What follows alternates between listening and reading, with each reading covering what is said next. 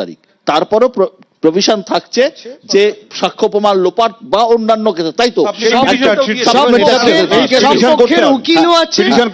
পক্ষের উকিলও আছেন, সব পক্ষ থেকে যা অবজেকশন দেওয়া আছে তারাও সেটা দেবেন, ফার্দার দাবিও দেবেন, আরো ফার্দার যাওয়া যায়। এটা তো শেষ দেখতে হবে। আজকে একদিনেই হ্যাঁ চন্দা এবং এটা পারমিশন দেয়া আছে, এটা কিন্তু গুরুত্বপূর্ণ জিনিস বেরিয়ে এলো যে প্রশ্নগুলো উঠতে পারতো। আমি 40টা প্রশ্নই আমার কাছে সঙ্গে রয়েছে, 40টা প্রশ্নই আমার সঙ্গে আছে, অভিভাবকের 40টা প্রশ্ন আমার সঙ্গে আছে। আমি এখানে তুলে আমি সময় নিতে চাইছি না, কিন্তু আমি 3টে প্রশ্ন দেখতে চাই যে অনিকেতের কথা ভেতর থেকে উঠে এসছে। আর হচ্ছে যে 14 ঘন্টা পরে এফআইআর হয়েছে।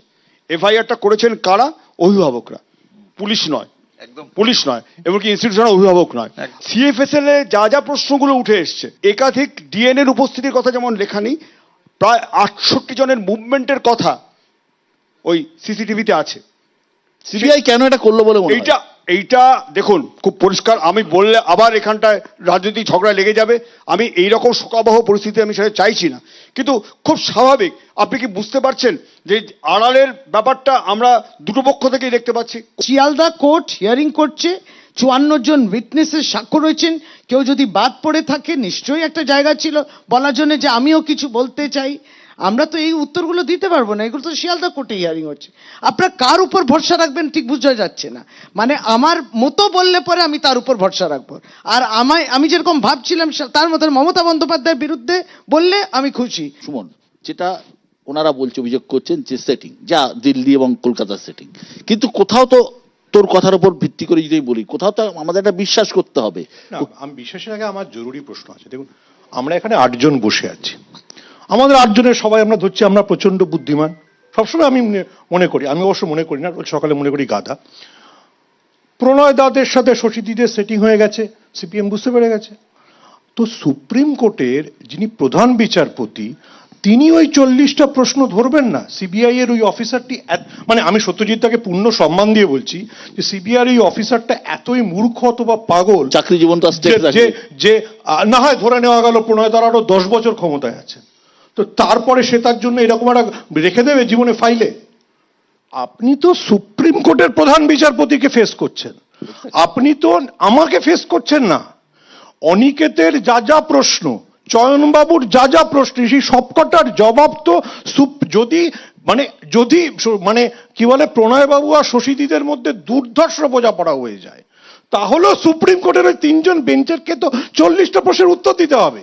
অনির্বাণ, আমি আইনের দিক থেকে আমি আসছি অনেক, আইনের দিক থেকে অত্যন্ত গুরুত্বপূর্ণ যে লোয়ার কোর্টের রায়, কারণ পুরো ভিত্তা আসল ওই ট্রায়াল কোর্টই টাইপটা তৈরি করে। তাই তো এই রায়টা কি মনে হয় যে এই টোটাল জিনিসটা যা দাঁড়িয়ে আছে, যে জায়গায় দাঁড়িয়ে বিষয়টা আমার খুব ইন্টারেস্টিং লাগছে, কারণ আমি ওই আবার আইনের ছাত্র, যেহেতু এটা আমার সাবজেক্ট, তাই জন্য আরো ইন্টারেস্টিং লাগছে।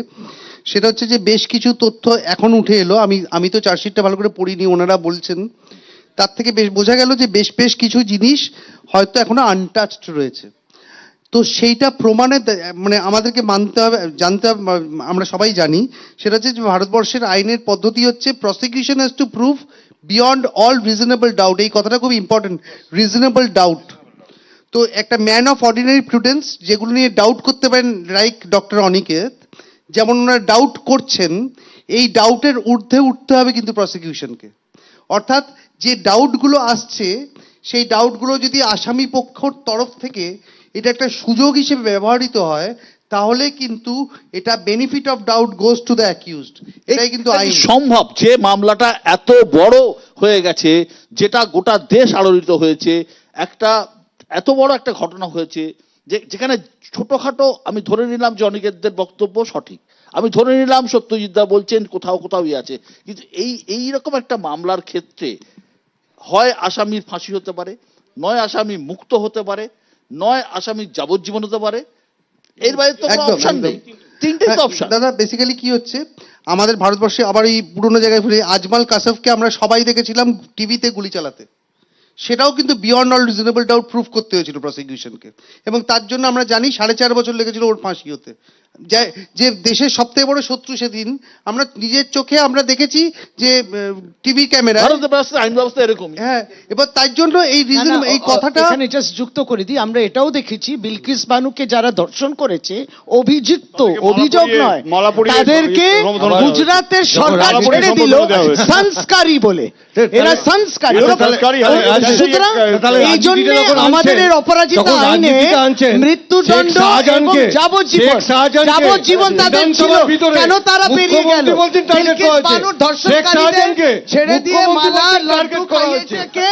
বিজেপি। আপনি শেখ শাহজাহান প্রসঙ্গ বলুন, আপনি বিধানসভায় ছিলেন, মুখ্যমন্ত্রী বলছেন টার্গেট করা হয়েছে, তাকে অ্যারেস্ট করেছেন আপনার পুলিশ। আপনি অভিযোগের আমি অভিযুক্ত কথা বলছি, গুজরাটের অভিযুক্ত টার্গেট করা হচ্ছে, তাকে আপনার পুলিশ অ্যারেস্ট করছে, তাহলে কি মুখ্যমন্ত্রী ঠিক বলছিলাম আর কি। কে ডিপেন্ড করছে? এই যে আইনের প্রশ্নটা, এই যে উনি ডক্টর অনিকেত যে প্রশ্নগুলো করছেন, সেই প্রশ্নটা আদালত কতটা, যদি এই প্রশ্নগুলো আদালতে হয়ে থাকে ওনাদের পক্ষ থেকে, যেটা দাদা বলছিলেন, তাহলে এই প্রশ্নগুলো কতটা গুরুত্ব দিয়ে আদালত দেখবেন এবং সেটা আদৌ রিজনেবল ডাউট হিসেবে দেখবেন কিনা, that is the point of law. আমার মনে হচ্ছে ওই জায়গাটা ইন্টারেস্ট আছে আমার।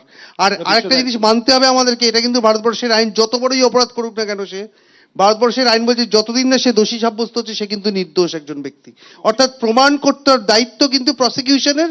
এবং সেই জন্য খুব ইম্পর্টেন্ট পার্টিনেন্ট সিচুয়েশনস তৈরি হচ্ছে, যেটা হচ্ছে ওনারা যে প্রশ্নগুলো করছেন, দাদা যেটা সিএফএসএল রিপোর্ট থেকে দেখে বললেন এবং আমাদের আলোচনা থেকে আজকে বেশ কিছু দাদা বললেন, আরো বেশ কিছু এগুলো সামনে আসবে, এগুলো যদি সামনে আসে, আমি জানি না এগুলো আসবে। আদালতে এসছে কিনা, হ্যাঁ। আদালতে যদি আসে এসছে না। তাহলে ওই ট্রায়াল জাজ, যিনি লন্ডনের ট্রায়াল জাজ আছেন, তিনি আদৌ এই প্রশ্নগুলোকে রিজনেবল ডাউট হিসেবে দেখবেন কি দেখবেন না, বা রিজনেবল ডাউট হিসেবে দেখলে প্রসিকিউশন সেটা ক্লিয়ার করেছে কি করেনি, that is a very important. কোথাও না কোথাও ট্রায়াল জাজেরও তো একটা অবশ্যই জবাব দেওয়ার ওনাদের- জায়গা থাকে, অ্যাকাউন্টেবিলিটি। একদম। তার তো কারণ তিনিও জানেন যে এই রায় অত্যন্ত আলোচিত এই হবে রায়টা- আইনের দরবারে, অর্থাৎ আরো একবারে সুপিরিয়র এই কোর্টে। রায় নিয়ে পরবর্তী কোর্টে যাবেই যাবেই। যাবেই। সঞ্জয় যেকোনো রায়ও পক্ষ যাবে, সবাই যাবে। এবং এই রায়টা একটা যুগান্তকারী হবে কিন্তু, আর তার কারণ গোটা ভারতবর্ষ তাকিয়েছে রায়ের দিকে। 40টা প্রশ্ন কিন্তু হাইকোর্টকে করেছে, হ্যাঁ, বুঝছো? এই হাইকোর্টকে এই- করেছে। এই লোয়ার কোর্টের 40টা জাজ- প্রশ্ন হাইকোর্টকে করেছে। এই লোয়ার কোর্টের জাজ এমন কোনো কত সিদ্ধান্ত important নেবেন না এগুলো। যেটা তার কেরিয়ার এবং তার এর ক্ষেত্রেও একটা ভূমিকা রেখে যাবে। অনিকেত, যেটা বললার সেটা হচ্ছে যে সুমনবাবু যেমন বলছিলেন যে এই গণতান্ত্রিক পরিকাঠামোতে আমাকে তো কোথাও না কোথাও একটা ভরসা রাখতে হয়, তাহলে দেশের সর্বোচ্চ তদন্তকারী সংস্থা এবং সুপ্রিম কোর্ট, তার উপর যদি ভরসা না রাখলে তাহলে পৃথিবীর বাইরে কোথাও গিয়ে সন্ধান করতে হয়। তাহলে একথা সত্য। তাহলে 9ই আগস্টের ঘটনাকে কেন্দ্র করে আমরা কি জানতে চাইছিলাম? আমরা এই প্রশ্নগুলো করছি শুধুমাত্র এই জায়গা থেকে যে সেই দিন ঠিক কি হয়েছিল, কেন এই ধরনের একটা ঘটনা একটা ক্যাম্পাসে ঘটলো, এইটুকুই আমাদের মোটো, এর বাইরে অন্য কোনো মোটো নয়। তাহলে সেই জায়গা থেকে যেটা বলতে চাইছি সেটা হচ্ছে, যদি সিবিআইয়ের এই এই যেটা স্যার Investigation. বললেন ইনভেস্টিগেশনের যে অসম্পূর্ণতা অসঙ্গতির জায়গাগুলো উঠে আসছে, সেই জায়গা যদি থাকে তাহলে বিচার চাওয়ার জন্য সাধারণ মানুষ যাবে কোথায়? তাহলে যাওয়ার জায়গা যদি না থাকে তাহলে এই গণতান্ত্রিক পরিকাঠামোতে তো একজন চিকিৎসক, একটা মেডিকেল কলেজ, একজন চিকিৎসক পড়ুয়ারা তারা আন্দোলন করছে, তারা পাশে আছে, তারা যে ক্যাটাগরিতে পড়ে সেই জায়গা থেকে তাদের না, না, বিচার আমরা সবাই চাওয়ার প্রশ্নটা না, বিচার চাইতে পারে না অনেকেই। এই প্যানেলে মনে হয় কেউ নেই যে বিচার চায় না, সবাই চায়, কিন্তু বিচারের প্রশ্নটা যে জায়গাটা সেটা হচ্ছে ন্যায় বিচারের প্রশ্ন। তাহলে ন্যায় বিচারের প্রশ্নের ক্ষেত্রে আমাকে তো যে জায়গাটা আমরা বারবার বলছি যে আপনি পরিষ্কারভাবে বলুন, এক না একাধিক মোটিভ কি ছিল আপনি বলুন, এভিডেন্ট ডিস্ট্রাকশন ইনভেস্টিগেশন হাসাব যদি হয়ে থাকে তাহলে কাকে আটকানোর জন্য হয়েছে, কেন হয়েছে?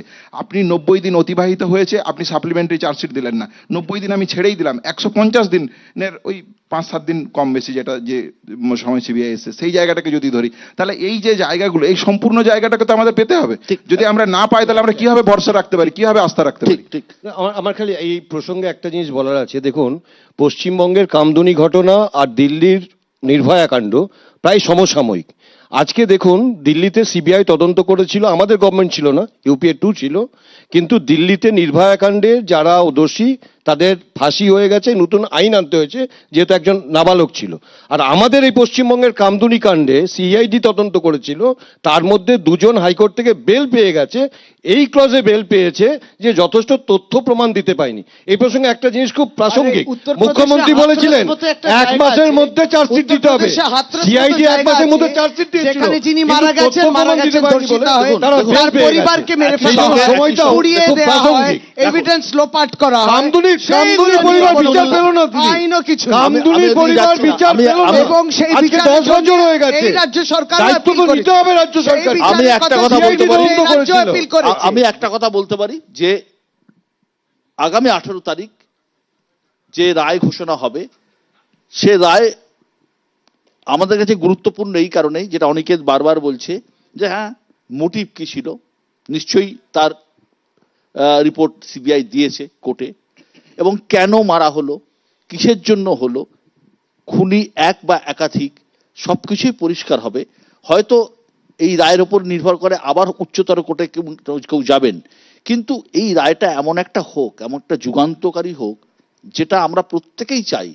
যে কোর্টের কি রায় আমরা বলতে পারি না, কিন্তু মানুষ মনে মনে চাইছে, সাধারণ মানুষ চাইছে, আমরা প্রত্যেকেই চাইছি দোষী শাস্তি পাক এবং আমাদের জনতা বিচার পাক, সাধারণ মানুষ বিচার পাক, জুনিয়র ডাক্তাররা বিচার পাক এবং পশ্চিমবঙ্গের মানুষের আবেগ বিচার পাক, এবং আমরা প্রত্যেকেই তাকিয়ে থাকবো সেই দিনের দিকে। অনেক অনেক ধন্যবাদ আজকে অনুষ্ঠানে আসার জন্য।